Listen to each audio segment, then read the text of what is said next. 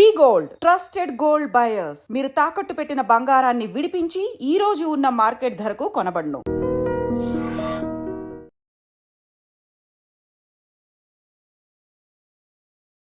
Hello everybody, అందరికీ నమస్కారం. Welcome to the special show.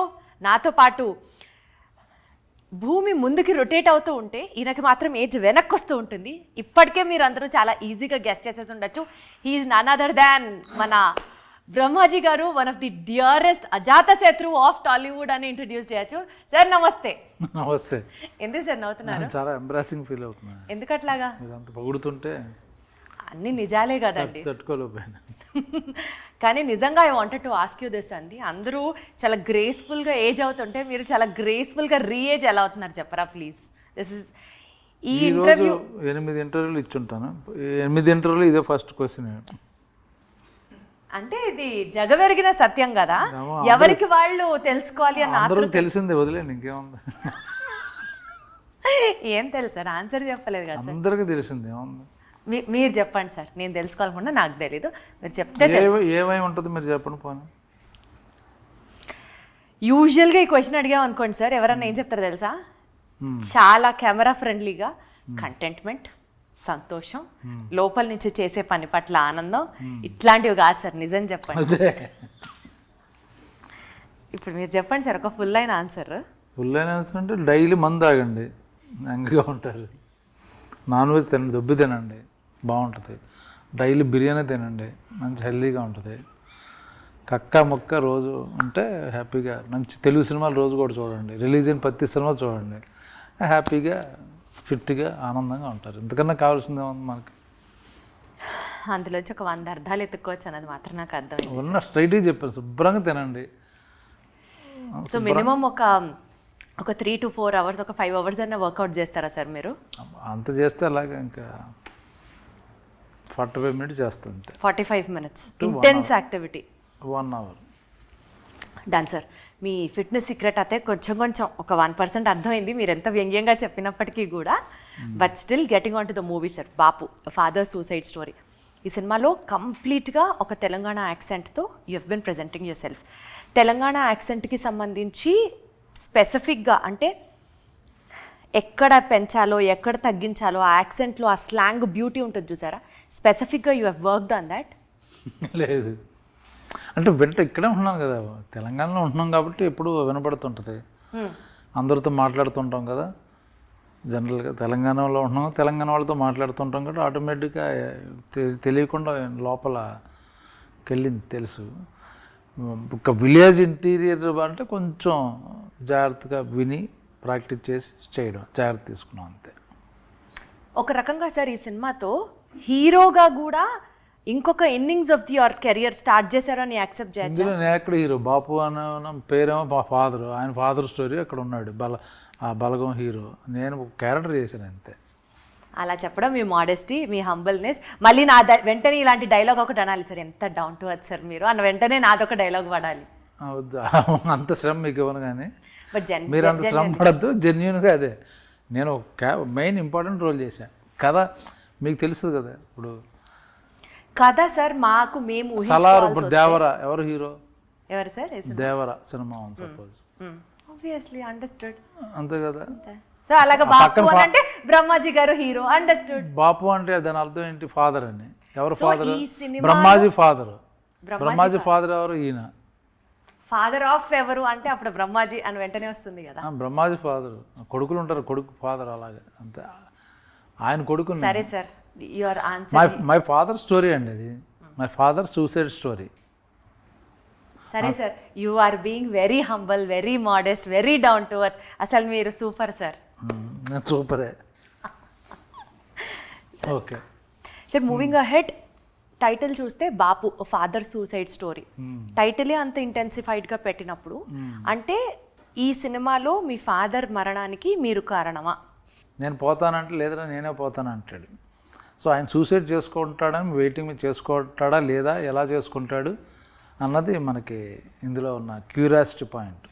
So ఆయన అయితే పంపించడం గ్యారంటీ ఈ సినిమా ద్వారా. ఈ సినిమాలో తెలీదు, అదే సస్పెన్స్. Right sir. సో ఆ సస్పెన్స్ని మెయింటైన్ చేద్దాం, బికాస్ సినిమా చూసిన తర్వాత ఎక్స్పీరియన్స్ చేసే పాయింట్స్ని ఎక్కువ ఇబ్బంది పెట్టదాల్చుకోవట్లేదు మిమ్మల్ని కూడా. But other than this movie sir, జనరల్గా కూడా నేను నా ఇంట్రొడక్షన్లో చెప్పినట్లుగా బ్రహ్మాజీ అని అంటే అందరితో మంచిగా ఉండే ఒక స్టార్, ఒక అజాత శత్రువు అన్న ఒక ఇంప్రెషన్ డెఫినెట్లీ మీరు అది ఒక ట్యాగ్లైన్ లాగా ఫాలో చేస్తున్నారు. అలా క్రియేట్ చేశా. కాదంటారా? అవును కదా సార్, మీరు అలా క్రియేట్ చేశారు అని అంటే నాకే మీరు అది ఓహో మీరు అలా అనుకోండి అన్నట్టు అనిపించింది. మీరు అలా చెప్తున్నా, చెప్పండి. సో నా పాయింట్ ఏంటంటే అంటే నాన్ కాంట్రవర్షియల్ పర్సన్గా బ్రహ్మాజీ ఉన్నప్పుడు కొంత పొలిటికల్ హీట్ని ఒక పాయింట్ ఆఫ్ టైంలో మీరు ఎదుర్కొన్నారు. అది ఇంటెన్షనల్లా యాక్సిడెంటల్లా అన్నది పక్కన పెడితే ఆ సిచ్యువేషన్కి సంబంధించిన ఒక వివరణ మిమ్మల్ని అడిగితే ఏం చెప్తారు? ఇది యాక్సిడెంటల్, అది ఇంటెన్షన్ ఏంటంటే అసలు what does that incident tell about? మీరు ఏ రకంగా ఇన్వాల్వ్ అయి ఉన్నారు? పొలిటికల్ హీట్ నాకు అసలు పాలిటిక్స్కి నాకు సంబంధం లేదు. అప్పుడప్పుడు జరిగేదాన్ని నేను కొంచెం ఖండించడం కానీ లేకపోతే రియాక్ట్ అవ్వడం కానీ చేస్తుంటా, అంతే తప్పించేది. ఇప్పుడు అది కూడా వద్దని మానేసుకున్నాను, ఇంకా వేస్ట్ అని. ఎక్స్ప్రెస్ చేయడం కూడా అనవసరం వేస్ట్. అంటే ఎందుకు సార్ అంత పొల్యూట్ అయిపోయారు జనాలు అందరూ. Before it was very nice, fun loving, మంచి ఫ్యాన్స్, వాళ్ళ ఇంటరాక్షన్ ఉండేది. ఒక 5 years బ్యాక్ ఇప్పుడు బాగుండేది నీట్గా అంతా. ఇప్పుడు everything motivation is different. Okay, whatever paid whatever this thing he's come. ఆ జాబ్ ఇప్పుడు సోషల్ మీడియా జాబ్స్ వచ్చినాయి. సో ఎవడనే ఉన్నా అంటే వాడి మీద రాయడం అనేది ఒక ప్రొఫెషన్ తయారైంది.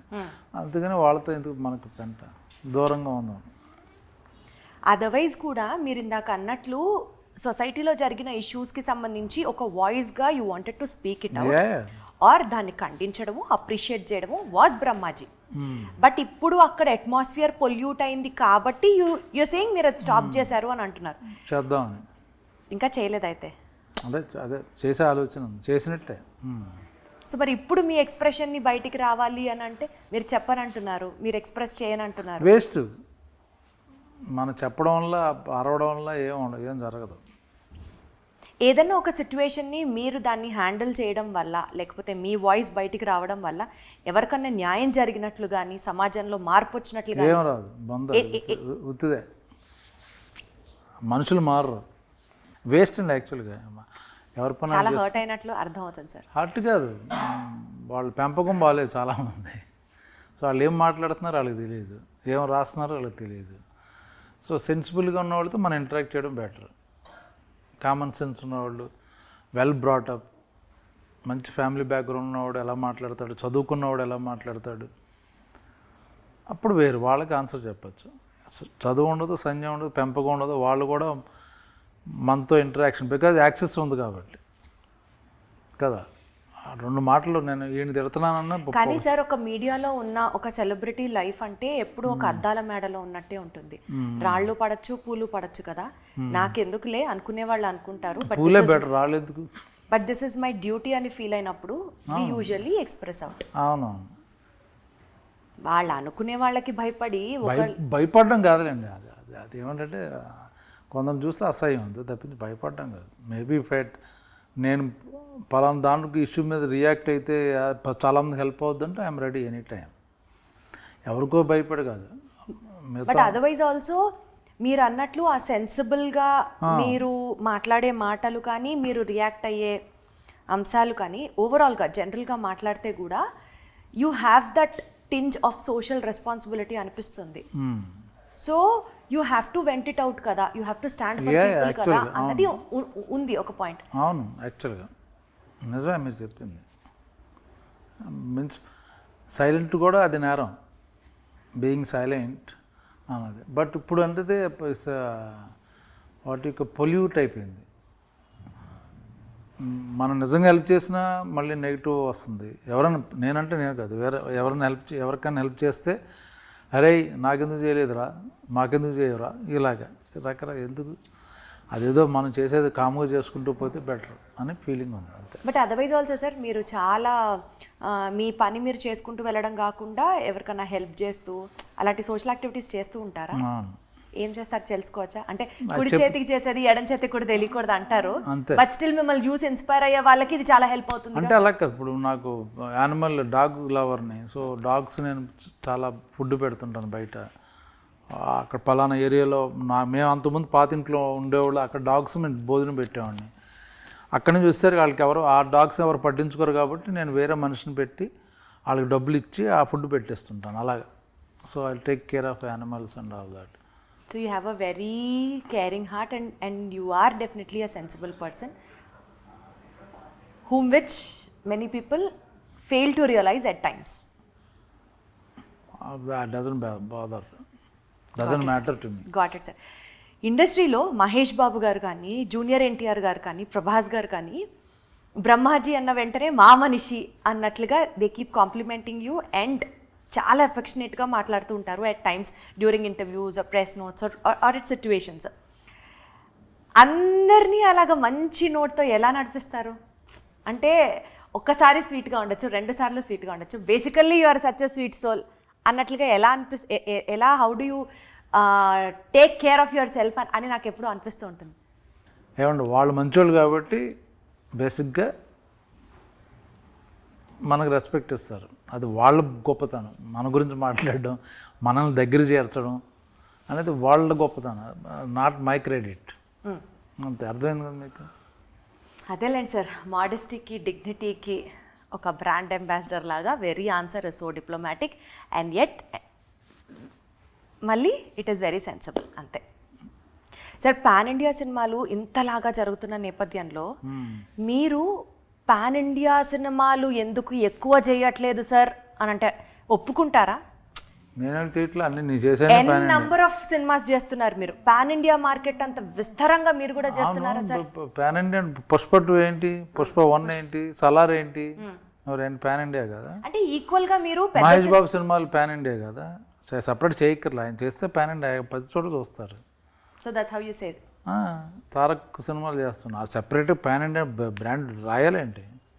కానీ సార్, ఈ క్వశ్చన్ నేను ఎందుకు అడిగానంటే, ఒకప్పుడు బ్రహ్మాజీ గారు అంటే చాలా బడ్జెట్ ఫ్రెండ్లీలో అందరికీ అందుబాటులో ఉన్నారు, ఇప్పుడు అసలు ఆయన ఓ రేంజ్లో మార్కెట్ పెంచేశారు అని ఒక టాక్. దానికి ఏం చెప్తారు? నిజమా? నాకు చాలా హ్యాపీ ఫీల్ అవుతుంది.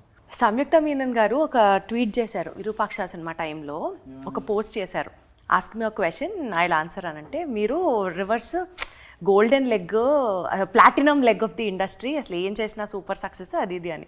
ఆ టైంలో ఫ్యాన్స్ మిమ్మల్ని కొంచెం ర్యాక్ చేశారు, అంటే అన్న మీరు కూడా సోపేస్తున్నారా హీరోయిన్కి అని. ఆ కాన్వర్సేషన్ గుర్తుందా మీకు? ఏదో గుర్తులేదు, బట్ ఏదో అన్నాను, అదే కరెక్ట్గా గుర్తులేదు. అంటే అదే చెప్తున్నాను చూడండి సార్, మీరు జెన్యున్గా ఫ్రెండ్లీగా ఒక కాన్వర్సేషన్ స్టార్ట్ చేస్తారు, దాన్ని మళ్ళీ అమ్మాయికి కూడా తెలుసు. అలా అనిపించినప్పుడు ఎలా రియాక్ట్ అవుతారు మీరు? పట్టించుకోండి, సరదాగా వాళ్ళు కూడా సరదాగా, 100% సరదాగే. అందుకనే నేను ర్యాక్ చేస్తున్నాను. అవన్నీ rag always I appreciate. You enjoy that. అలా సరదాగా ఉండాలి, అంతేగాని ఇప్పుడు ట్విట్టర్లో కానీ సోషల్ మీడియాలో అలా సరదాగా అది ఓకే, ఫైన్. బాపు ఈ సినిమాలో సార్ స్పెసిఫిక్గా ఒక విలేజ్ బ్యాక్డ్రాప్తో, అంటే ఒక రైతు స్టోరీ, ఒక రైతుకి కష్టం వచ్చినప్పుడు, ఫినాన్షియల్ బర్డన్స్ ఉన్నప్పుడు సూసైడ్ చేసుకుంటారా, ఈ ఓవరాల్ స్ట్రెచ్లో కనుక మూవీ వెళ్తే మీకు పర్సనల్గా వ్యవసాయంకి సంబంధించి కానీ, రైతుకి సంబంధించి కానీ మీకున్న ఒక డెఫినెట్లీ ఎవరికైనా సరే ఒక పాజిటివ్ ఒపీనియన్ ఉంటుంది. సో మీరు మీ ఎక్స్ప్రెషన్ని, ఆ థ్యాంక్ఫుల్నెస్ని చెప్పాలి అని అంటే ఏం చెప్తారు? మీరు అసలు ఎప్పుడైనా వ్యవసాయం చేశారా? అంటే మా అమ్మమ్మ గారి ఊర్లో అంతా మా మామయ్యలు అందరూ వ్యవసాయం చేసేవాళ్ళే, మా తాతగారు వాళ్ళందరూ. సో వ్యవసాయం గురించి తెలుసు నాకు. సో వ్యవసాయం చేసి దానికి ఇన్కమ్ సరిగ్గా రాకపోతే చాలా గుండె తరికిపోతుంటుంది అన్నమాట. ఎందుకంటే ఇప్పుడు చాలామంది హైదరాబాద్లో వాచ్మెన్ ఫ్యామిలీస్ అందరూ వ్యవసాయం దెబ్బతిని ఇక్కడ మన వాచ్మెన్లుగా వస్తున్నారు హైదరాబాద్కి. ఆంధ్రాలో 1 ఎకరం కానీ 2 ఎకరాలు ఉండి వాళ్ళు అది సరిగ్గా పండించుకోలేక, like whatever problems I don't know, వదిలేసి పాపం పిల్లలతో, చిన్నపిల్లలతో మనం కరెక్ట్గా వాచ్మెన్ రూముల్లో ఉంటున్నారు వాళ్ళందరూ. 90% వాళ్ళే రైతులే. అది చూస్తే నాకు గుండె తరికిపోతాం. అక్కడ ఒక respectable 2 acres or 1 acre owner ఇక్కడికి వచ్చి పని చేసుకోవడం, పిల్లలు చదివించడం, అది చాలా బాధగా ఉంటుంది అన్నమాట. అది ఇన్ఫ్యాక్ట్ సార్ ఇంత సెన్సిబుల్గా మీరు ఫీల్ అయినప్పుడు వ్యవసాయానికి సంబంధించి ప్రభుత్వం ఈ మార్పులు అందిస్తే బాగుంటుంది. చేస్తున్నారు చాలా చోట్ల అన్ని గవర్నమెంట్లు దే గివింగ్ లోన్స్ కానీ లేకపోతే పవర్ వాటర్ కానీ చాలా బెటర్ ఇప్పుడు. బట్ సమ్టైమ్స్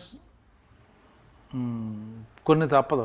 ఇప్పుడు వరదలు వచ్చి వర్షాలు వచ్చి అన్నీ పోతాయి. అప్పుడు ఎవరు ఏం చేయలేరు కదా. ఈ స్టోరీ ఖచ్చితంగా టైటిల్ని చూస్తే బాపు ఫాదర్ సూసైడ్ స్టోరీ అన్న వెంటనే ఇది ఒక ఎమోషనల్ బ్యాక్డ్రాప్తో నడుస్తున్న సినిమా అని అయితే అనిపిస్తుంది. కాదు, ప్రాబ్లం రియల్గా ఉంటుంది. అక్కడి నుంచి ఏంటన్నది ఇంకా ఫన్ మోడ్లో వెళ్తుంటుంది. అంటే ఒక little dark comedy. It's not a comedy movie. There is a suspense, there is emotion, there is a fun, అలాగ ఉంటుంది. అంటే ఆడియన్స్ పాయింట్ ఆఫ్ వ్యూలో ఈ సినిమా చూసిన తర్వాత ఒక టేక్అవే పాయింట్ ఏముంటుంది సార్ ఈ సినిమాలో అంటే ఏం చెప్తారు? బ్రహ్మాజీ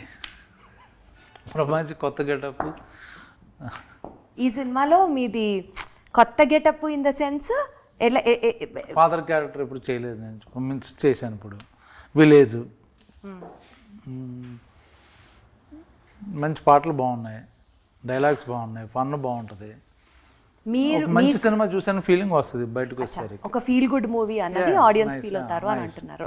సార్ ఇప్పుడు ఇండస్ట్రీలో యాక్టర్స్ వేరే ఫీల్డ్స్ నుంచి వేరే లాంగ్వేజెస్ నుంచి ఇంపోర్ట్ చేసుకొని ఇక్కడికి తీసుకురావడం, ఇక్కడ వాళ్ళకి ఆపర్చునిటీ చాలా తగ్గుతుంది అంటూ కొంతమంది మాట్లాడడం, దీన్ని ఒక ప్రాబ్లంగా చూస్తే మీరు ఎలా ఫీల్ అవుతారు? ఒక రకంగా చూస్తే టాలెంట్కి there is no language difference, ఎక్కడి నుంచైనా ఎవరైనా సరే వాళ్ళు చేస్తారు. బట్ ఇంకొక సైడ్ ఆఫ్ ద స్టోరీ చూస్తే ఇక్కడ లేదా టాలెంట్, మన వాళ్ళని మనం కదా ఎంకరేజ్ చేయాలి అన్న ఒక పాయింట్ ఉంటుంది. అది directors producer point of view అండి. దానికి ఎవరు ఇది క్రియేటివ్ ఫీల్డ్ కాబట్టి దర్ నో రిస్ట్రిక్షన్ ఉండకూడదు. కాకపోతే ఏంటంటే ఇప్పుడు సుకుమార్ గారు కొందరు ఉన్నారు డైరెక్టర్లు. సుకుమార్ గారు లేకపోతే ఆయన సినిమాల్లో 90% తెలుగు వాళ్ళు ఉంటారు, లోకల్ ఆర్టిస్ట్, టాలెంటెడ్ యాక్టర్స్. అలాగే కొందరు డైరెక్టర్లు ఉన్నారు. ఈవెన్ రాజమౌళి గారు కూడా ఇప్పుడు మర్యాద రామన్ సినిమా చేశారు, అందులో ఎవరు వేరే వాళ్ళు ఎవరు లేదు, అంతా లోకల్లో వాళ్ళు ఉన్నారు ఆయన చేసిన సినిమాలు కూడా. ఇంకా బిగ్ మూవీస్ తప్పదు. ఇప్పుడు బిగ్ మూవీస్లో కూడా ఈవెన్ చూస్తే ఇప్పుడు బాహుబలిలో ఓన్లీ సత్యరాజ్ గారు తప్పించి నాజర్ 2 క్యారెక్టర్ల మీద అంతా మనవాళ్ళే, పక్కన ఇంపార్టెంట్ తెలుగు వాళ్ళే. సో వాళ్ళు పర్టికులర్గా మనవాళ్ళే ఉండాలి, భాష రావాలని పెట్టుకుంటుంటారు. కొందరు ఏం చేస్తారంటే ఊరినే ఒక క్యారెక్టర్కి తమిళవాడిని, ఒక క్యారెక్టర్ హిందీ వాడిని, ఇంకొక వాడిని తీసుకొస్తారు. అది కరెక్ట్ కాదు. నిజంగా అవసరం. ఇప్పుడు పుష్పలో ఫహద్ ఫాజిల్ అంటాడు ఒక అవసరం కాబట్టి తీసుకొచ్చారు. ఇప్పుడు ఫహద్ ఫాజిల్ అంటాడు తెలుగులో లేరు అంటే దెర్ ఇస్ నో, అది వేరే విషయం, అలా మాట్లాడకూడదు. బట్ 90% తెలుగు వాళ్ళు ఉన్నారు. సో నేను ఎప్పుడు లోకల్ ఆర్టిస్ట్కి ఇవ్వడం అనేది ఇప్పుడు కరెక్ట్. ఈవెన్ ప్రశాంత్ నీల్ గారు కేజీఎఫ్ చేస్తే అంతా కన్నడ వాళ్ళు ఉన్నారు, బయట వాళ్ళు ఎవరు లేరు. So local audience, I mean లోకల్గా స్టార్స్కి మీరు సపోర్ట్ చేయాలి అన్నదే ఈవెన్ మీ వాయిస్. No doubt. అది అన్లెస్ చాలా పెక్యులర్గా ఇలాంటి బాడీ, ఇలాంటి వాయిస్, ఇలాంటి యాక్టర్ ఇక్కడ దొరకడం అక్కడ ఉన్నాడంటే తెచ్చుకోవడం తప్పలేదు, అది నథింగ్ రాంగ్. అలా అని చెప్పి అన్ని క్యారెక్టర్లు రీప్లేస్ చేయడం అనేది అది డైరెక్టర్ నమ్మకం లేదు అతని మీద, అంతే. ప్రతిదాని ఒక స్పెషల్ క్యారెక్టర్కి ఒక్కొక్క చోట నుంచి తెచ్చుకోవచ్చు. ఇప్పుడు మన దగ్గర నుంచి కూడా తీసుకెళ్తారు వాళ్ళు. ఇప్పుడు అందులో ఏం ఫీల్ లేదు. బట్ చిన్న క్యారెక్టర్లు కూడా ఒక మలయాళం, ఒక కన్నడ, ఒక తమిళ్, హిందీ పెట్టేస్తే అది మీనింగ్లెస్. అప్పుడు మనకు తెలుగులో డబ్డ్ సినిమా చూసిన ఫీలింగ్ వస్తుంది.